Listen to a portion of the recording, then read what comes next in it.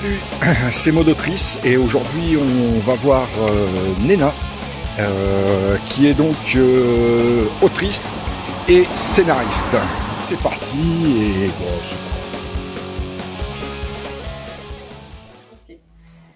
bon, le premier mot que je mettrai sur mon travail, c'est l'humour, parce que je crois que je ne sais faire que ça. Jusqu'à présent, j'ai jamais envisagé de faire autre chose que de la BD d'humour. C'est naturel, c'est spontané. Et en tant que lectrice, si je lis un peu de tout, je vais vers ça. Donc pour moi, c'est mon mode d'expression. Je ne sais pas si j'en changerai un jour. Comme deuxième mot, j'avais pensé à thérapie. Alors, ça se reflète pas dans mon boulot publié, mais là, je pense plutôt à mes années d'amatrice, où la BD, ça a été pour moi une façon de désacraliser ce qui me stressait dans la vie. Donc, la recherche d'emploi, ou même une rupture, ou si je me fâchais avec quelqu'un, je pouvais me réconcilier avec un dessin.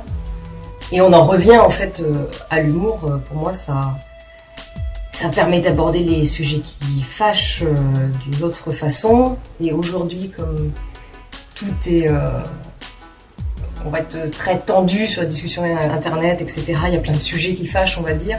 Voilà, les aborder avec humour, moi je trouve que c'est une façon de désacraliser.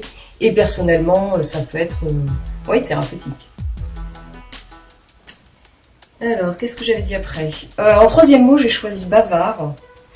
Là, ça parle autant de moi que de mon travail. Je suis bavarde dans la vie et j'aime faire des bandes dessinées bavardes. Alors, je n'ai jamais aimé les gros blocs de texte. Ça, c'est quelque chose qui me rebute en tant que lectrice et scénariste. Mais je pense qu'il y a il y a beaucoup d'influences qui se mélangent, mais je pense qu'il y a du Gottlieb, il y a du Goussens. Ce goût pour mettre énormément de bulles, énormément de petits mots, même de nomatopées qui se baladent dans une seule vignette. Ce qui peut être très emmerdant pour le dessinateur qui doit caser toutes ces vignettes. Mais voilà, moi j'aime l'humour bavard. En quatrième mot, j'ai choisi gros mots. Pour moi, la grossièreté, ça fait partie de l'humour. La grossièreté qui n'est pas forcément la vulgarité. Mais voilà, j'aime utiliser les gros mots dans la vie aussi, énormément. J'aime parler comme un charretier. Et dans la bande dessinée, j'aime utiliser les gros mots et j'aime en inventer. Voilà. Il n'y a rien de plus jouissif que d'inventer un foutre-dieu, un bitopu, ou que sais-je selon le personnage. C'est quelque chose que je trouve fondamentalement jouissif et qui me frustre un petit peu dans la jeunesse parce que voilà, les éditeurs n'aiment pas forcément. On évite. Et puis, pour finir, j'ai choisi le mot de féminisme. C'est quelque chose qui s'est imposé à moi. Je suis féministe, ce qui me paraît évident, mais je suis pas spécialement militante. J'ai jamais pensé faire de la BD féministe. Je ne dis pas que j'en fais d'ailleurs. C'est pas le but de mon travail.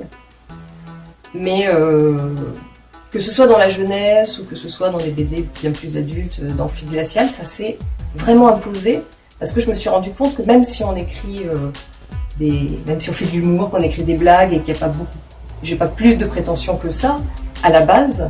On a des lecteurs, il faut faire attention à ce qu'on dit, il faut faire attention à comment on le dit, à ce qui se dessine derrière, même si ce n'est que de l'humour. Et dans les contes dans Fluide Glacial, où donc c'est une parodie de nos contes de fées, là forcément le sujet il s'impose parce que les princesses qui se font embrasser pendant qu'elles dorment, etc. Voilà, je pensais pas traiter ce sujet et puis il est devenu absolument évident. C'était très agréable. Et même dans la BD jeunesse, où je peux se dire que c'est un peu plus soft, on n'est pas dans l'adaptation de contes de fées, je me suis rendu compte qu'il fallait quand même faire assez attention sur la répartition des rôles entre la petite fille, le petit garçon, le papa et la maman, et qu'on pouvait, même en étant féministe, tomber en fait parfois dans des poncifs. Donc voilà, c'est quelque chose qui s'est imposé et qui est intéressant à traiter, tant que c'est pas le but premier. Et moi, le but premier, ça reste de faire de l'humour. Voilà. On est tous le riche de quelqu'un et le pauvre de quelqu'un.